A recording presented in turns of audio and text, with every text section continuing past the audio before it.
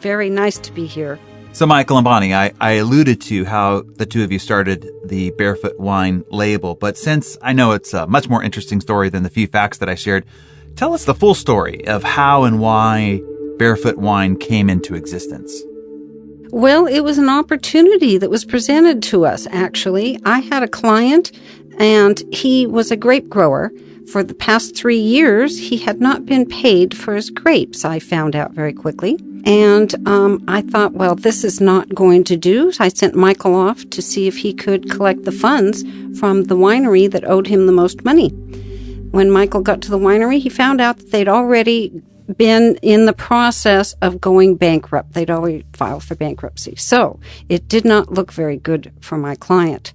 What Michael was able to negotiate eventually was a trade for bottling services and bulk wine. So we didn't have any money, and we didn't have any knowledge of the industry, but we started with almost $500,000 worth of bulk wine and bottling services. So it was really something that we had to take advantage of. So you mentioned that you didn't really know anything about the wine business and you sort of fell into it by accident. I mean, obviously there wasn't a lot of funding or capital. So explain, why you went ahead with it all anyway. What was the driving force that kept you both moving forward despite the obstacles that were in front of you right out of the gate? Well, we went out and we asked people what was needed in the wine space. And we asked people who'd never been asked before, and they told us, and we got an insight into a niche, if you will, that there was an opportunity for a wine brand. And so we were convinced that this was a great idea because we already had buyers, we thought. So what was the great idea? What was the wine business is so competitive, and everybody who loves wine thinks that they one day want to own a winery and be in the wine business, and many have tried, and lots have lost lots of money. So what was the big idea that made this one work? It was an idea that Michael got from a major chain buyer who was the wine buyer for a major chain in California. And Michael went there looking for advice. So he asked him a question. He said, "What do you want? Where do you have space on your shelves? What does your customer want?" And he said, "Well, nobody's ever asked me what I wanted before. Everyone comes here and sells me what they've got." I thought, well, that's interesting. So he said, "As long as you've asked, I'm going to tell you." He said, "What we want is a product that is accessible. We want a product." What did he tell him, Michael? He said, "We want a product that addresses our major market. In our major market, 78% of our shoppers are moms. They're the ones that are pushing this cart around. And they're looking for a wine that has a consistent flavor. It doesn't change from vintage to vintage. They're looking for a name they can pronounce. They want it soft and unpalatable, and they want it to be about the same price point as other 1.5 liter bottles of wine on the shelf. So he was telling me he wanted it in a 1.5 liter bottle. That's also known as a Magnum. It's twice the size of a 750. So that was a major key. He was saying that the label wanted to be seen from 3 feet away. He said that he thought that the name should be the same as the logo. So in about 4 or 5 minutes, this guy gave me the equivalent of a master's degree in wine merchandising. Well, you just gave all of us a master's degree in business, and that is with this one suggestion: ask people what they want. I mean, it's as simple as that. I mean, we forget to do the obvious, right? I mean, the biggest mistakes we make in business is not doing the obvious. And the obvious is ask people what they want and what they want that they know that their customers want. So that's brilliant already. All right. So out of everything that you encountered while you were bootstrapping your business to success, tell us what in those first few months or years was the most challenging aspect. And then, those things that kept you up at night, and then how did you work around it? Well, people get into business and they have an idea about what that business is, and they're pretty well convinced ahead of time that this is the work that I'll do in my business. Well, I think what kept us up at night was the realization that our business had nothing to do with wine. Here we were producing a wine product, but our real business had everything to do with distribution management. I mean, imagine all of a sudden we realized that we had 7 sales to make. We thought we were B2B, but we weren't. We were B2C. We had to sell the consumer, even though the consumer was buying from somebody who was buying from somebody who was buying from somebody who was buying from us. And we had to handle all the nuances and all those sales all the way through that distribution chain. And if we didn't do it, then it wouldn't be on the shelf. And if it was on the shelf and it sold, it wouldn't get replaced. We found out that we had to make 7 sales. We had to sell our own people. Then we had to sell our distributors' ownership. And they bought for a different reason. They bought for strategic reasons. They wanted to buy it because nobody else had it, or they wanted to keep other people from having it. Then we had to sell their sales manager, and he bought for a different reason. He bought because he found out we were going to have a representative in the neighborhood that was going to help him make his numbers. And then we had to sell his salespeople, and each one of these guys had like 100 salespeople. So we had to sell all of them, and they bought it because there was a spiff in it for them, or because our guy was going to make presentations to their customers and sell it for them. Okay, then we had to sell it to the retailers, and the retailers bought it for a different reason. They bought it because we had point of sale material and marketing material and whatnot. And then we had to sell it to his clerk, who was the guy who was actually going to put it up on the shelf and keep it there and talk to the customer where the rubber meets the road. And then we had to sell the customer. And so many people get into business and they jump right to the customer. They think, I'm going to sell this product because I can see how Mary Sue and Jamie Smith, they're going to like this product. That is, again, really great advice. And everybody faces that challenge. They think that they are just selling to the end user. They have a great product. The end user is going to love it, but they forget about all the people and their individual agendas and the way that they're perceiving the world and what's important to them and at their stage of the process. So that's brilliant to lay that all out for us. Now, Bonnie, you have a saying that you use to describe how it was starting barefoot with no money and no experience, and that is, the fastest way to learn to dance is to have someone shooting at your feet. So give us more details about your lessons in dancing. Share the few biggest bullets, if you will, that were shot at your feet but resulted in a big lesson learned. Exactly. Well, things are coming at you so fast when you're a young entrepreneur that you really have to keep your feet moving all the time just to stay in balance, or you're just going to fall right over. So one of the real shockers for me was that we had a lot of problem keeping personnel. People, for instance, I had a bookkeeper. She came in and she saw the big debt that we had assumed that had belonged to the winery. And now we owed the grower this huge amount of money. And about noontime, she picked up her hat and coat, and I says, "You're going to lunch?" She goes, "No, I'm quitting." And I said, "Why are you quitting?" She says, "Well, you don't have enough money to pay me. I looked at your books, and you can't afford me." So she was out the door. So learning how to hire and fire was really challenging. Another thing that was very shocking for us is we immediately, as soon as we'd bottled, we entered a local competition. It was called the Sonoma Harvest Fair. Our Sauvignon Blanc took a gold medal. We were so excited.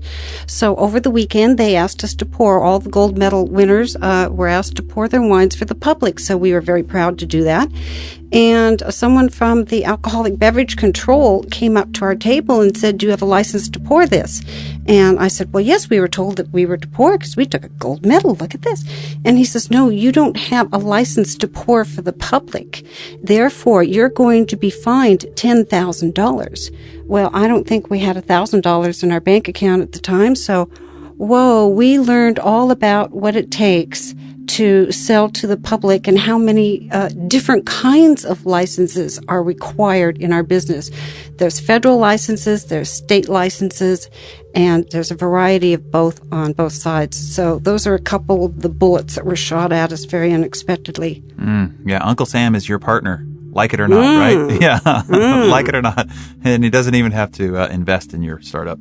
So now I recall reading in your book that you made friends in low places, and that was one of the biggest things that made a difference in your initial success. So explain what you mean by making friends in low places and how maybe other new businesses with little means but a lot of gumption can do the same.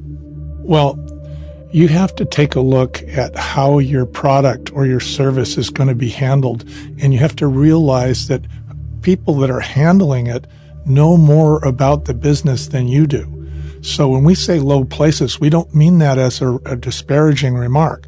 For instance, we had a problem with with our product being out of stock at this particular store in Grand Rapids, Michigan. So we couldn't figure out why it ran out of stock, because we saw that the distributor was in stock, but somehow it didn't make it to the retailer. So we called the distributor, and the distributor said, "Oh no, we got plenty of that. What's the problem?" "Oh, no problem." And so then we called the store, and the store said, "Oh, well, they delivered the wrong thing." We said, "Oh, really?" So then we were in Michigan, and we were doing some sales calls there. We decided that we would go and talk to the people at the distributorship and say, "How did this problem occur?" And they said, "Well, it's not our problem. You got to go talk to the guys in the warehouse." So we went and talked to the guys in the warehouse. The warehouse guy says, "Well, it's not really my problem. You got to go talk to Eddie. He's driving the forklift. He must have picked up the wrong stuff." So I go talk to Eddie. I have lunch with Eddie. And he says, and I said, "Well, what happened?" He says, "I want you to get up on that forklift." He says, "Sit there," and he says, "and look at something." He says, "What do you see?" I said, "Well, I see a warehouse." He says, "No, what do you really see?" I said, "Well, I see a pretty dark warehouse." He says, "That's right, it's very dark." He says, "Now take a look at those boxes of wine. What do you see?"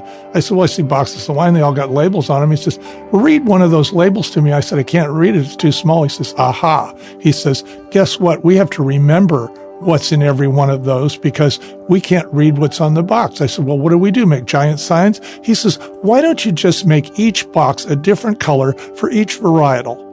And then we would know which one it is." So that's what we did. It turned out to be a brilliant move in the marketplace because all of a sudden Barefoot Wine was very colorful and the displays were very colorful because every box was a different color. What if I hadn't asked? Wow, there you go again. Asking, huh? What is it with you and asking questions? Oh, yeah, it made a big difference. Yeah. And we also asked a question of the bottling line manager at the winery where we got our trade services, where we got the bulk wine and the bottling services. And we asked the bottling line manager, we said, "What's our label supposed to look like?" And he said, "Well, I'm no expert," but he took us into the back room where he had a whole library of labels that had been bottled at this winery over decades. And he said, "I'll tell you which ones we bring in here and bottle a lot of. Presumably they're the ones that are selling and the ones that don't." And he showed us that the ones that were selling the most had a real clean looking label and easy to read script. And I said, "Wow, that makes a big difference." And the ones that had all the curly Q on them and a dark label, they weren't selling so well. So those were two elements that went into our design as well. And we asked, once again, somebody that's, working on the line, somebody that's touching our product, maybe somebody that's got dirt under their fingernails, people in low places. Yeah, if you want to improve your strategy, ask the people who are on the front lines. That's great. Now, another trick of the barefoot trade was worthy cause marketing. You pioneered this practice as a way of getting around the fact that you didn't have any money for advertising. So define worthy cause marketing. Where did the idea come from, and how did it transform the business for you? Well, worthy cause marketing is different than cause marketing. So everybody knows what cause marketing is, which is a company says, we are in favor of this particular cause, and with every purchase you make, we're going to give $1 to this particular cause. And basically what they're saying to the general public is, you should buy our product because we're supporting the community. And that's wonderful. But worthy cause marketing is a little different. What you're doing in worthy cause marketing is you're actually finding local groups that are trying to do something who are members of the general public that is in the immediate vicinity of the stores and locations where your goods and services are sold. And you're identifying with their goals and you're helping them with their fundraisers. And you do that in a variety of ways. You don't just give them money. You give them products that they can use to auction off to raise money or to use with their dinners to when they are trying to raise money. In the case of wine, hopefully it loosens people up and they write bigger checks. But you go beyond that. You actually help them set up. You help them tear down. You help them by taking their message to the marketplace. You take their message and you put it on your bottles. And you have your people there during the fundraisers. You ask them for permission to write a piece of paper that you put down in everybody's place at the fundraising dinner that says why you support their group. And by the way, the products that you're having tonight can be purchased at these 10 retailers. So that's worthy cause marketing. What you're doing is you're marketing your product to the members of the nonprofit organization that you're supporting. I really like that idea. So now that we understand the concept in its totality, talk about how to implement a strategy of this nature, particularly to those that are listening that don't really have a budget for ads or big marketing campaigns. How does one get started with this? Well, you find the people and the other companies that benefit when you benefit. For instance, if you've got a sporting goods store, you want to support wild rivers, you want to support land conservation, you want to support these kind of community fundraisers and nonprofits where your own customers are going to be. So as you grow, they grow, and you're supporting each other. I think what's important in Worthy Cause marketing is that the membership sees you as a member. And when they have a choice of buying goods and services from anybody, they choose you because you're a member. That's great. I like that. Okay, in your book, The Barefoot Spirit, there's a particular phrase that stuck out for me, and I want you to share it with our listeners. And it goes like this: have you had your brick for the day? So tell us exactly what that means and to have had your brick for the day. Well, this is part of the humor. You get to a point where you have to get stoic, because when you are an entrepreneur, you're getting hit left and right with these big wake-up calls and these surprises and pop-up challenges. And we saw an old British movie, where Rodney's in the club, right? And he leans over and he says, "I say, Roscoe, have you had your brick for the day?" And what he means is, what kind of a surprising thing happened to you today that you didn't expect, that knocked you off your feet like a brick falling off the top of a building? And what happens in business is you get going, and then all of a sudden you go, "Oh my gosh, I had no idea that this worked like this." Like we were saying earlier, we thought the work was making wine. Then we found out the work was really babysitting the distribution channels. We thought that we had all the licenses. Then we find out that we didn't have a license that cost us $10,000. So those are bricks, and they fall out of the sky and they hit you in the head. So you just have to kind of cop an attitude and look at each other and say, I say, Bonnie, have you had your brick for the day? Well, I could say coming into the studio, I've had mine for the day, so I'm feeling good about my day. All right, so let me touch on another key to your success that I've heard you mention in other interviews and in your book, and that's the concept of starting small and staying small. Share your thought process behind this, because I know that it runs counterintuitive to the way a lot of entrepreneurs think that they need to think, which is go big at all costs and so forth. But I happen to really agree and appreciate this particular piece of advice. So please pass it forward to our listening audience. Okay, well, first of all, you want to start small. And the reason you want to start small is so that you'll make your mistakes in a small place. You can't run around the country hat in hand apologizing to everybody. It's just not feasible. And you are going to make mistakes. Boy, are you. And so that's number one. The other thing about staying small is you really got to give yourself a chance to figure out what the real work is. Like we said, we thought we were in the wine business, and then we find out we're in the distribution management business. Well, guess what? Distribution management requires lots of people in the field. Now you've got to have people out there in every state where you're selling your product, or your product will just simply disappear. So it needs that attention. So what we learned was, oh my gosh, maybe we don't really need a winery. Maybe we don't need vineyards. Maybe we don't need crush pads and bottling equipment. And the reason we don't is because we should be focusing on sales. So that's what we did. We focused on sales. We put our money in the right place. And as a result, when we sold the business in 2005, we were the number 12 largest wine brand in the United States. Today it's number 1. And we did it with less than 40 people. That's what we mean by staying small. Don't go out and try to bulk up with lots of people and lots of equipment and lots of liabilities. Just remember, the bills for that kind of thing go on whether or not you're making sales. Sales are more important than anything else in your business. You can always contract out for services. That's what we did. Yeah. That's great, particularly in this day and age. It's easier and easier to source the global talent pool.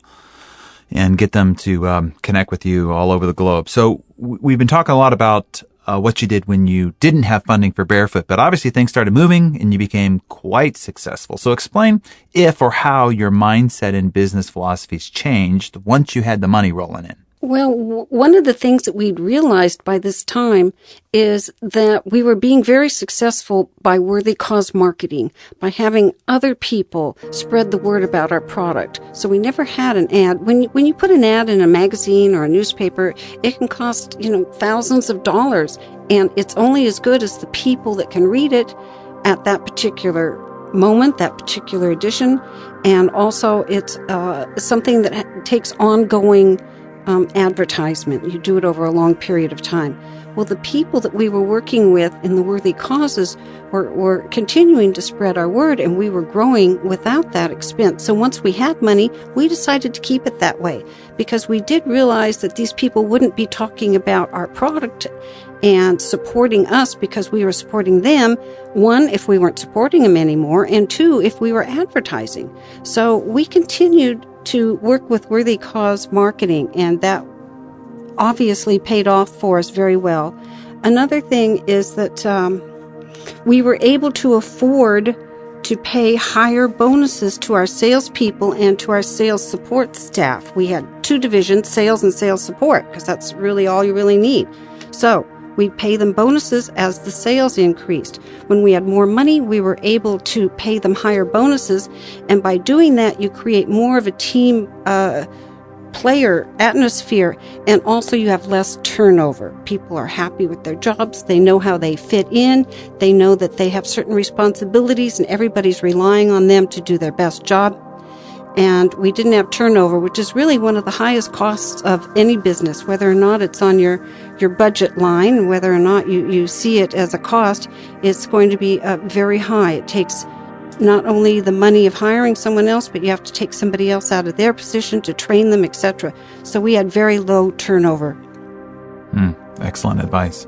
So as your final parting thought, I would love if each of you would give your number one piece of advice to a bootstrapping entrepreneurs out there who's just getting started. Each of you would just tackle that one most important piece of advice. Well, I think one of the real key factors for our success was we were able to put ourselves in the other guy's shoes. We were always asking, what is it that you are looking for? If you're a chain store buyer, what is it that you want? If you're a distributor, there's different parts of the distributorship that touch your product. What does each one of those different people want? Put yourself in the other guy's shoes. I would say that's one of the essential reasons why Barefoot was successful. And what I would say is you're going to make mistakes, so make mistakes right. And we don't mean correct the mistake as fast as you can and slap your hands together and put them behind your back. What we mean is celebrate the mistake, bring it out. And when we say make mistakes right, we mean W-R-I-T-E, write it down. There is a document that has to do with that mistake. I don't care whether it's a checklist, a sign-off sheet, a policy, a procedure, a job description, a sign on the wall, a label on a product. Sometimes you put on your pants and you see that sign there that says right leg, left leg, and you wonder, what is that all about? Of course I know it's my right and left leg. Well, it was for the people on the assembly line. And so that's the thing. You're going to make mistakes, so make mistakes right. Write them down and improve your policies and procedures. When we started our business, our contracts were only 3 pages long. When we sold our business, they were 37 pages long. That's how many mistakes we made. Wonderful. Well, Michael and Bonnie, this has been great, and so much appreciate you coming in here and sharing your great ideas with our success audience. Congratulations on your success, and thank you so much for being with us here at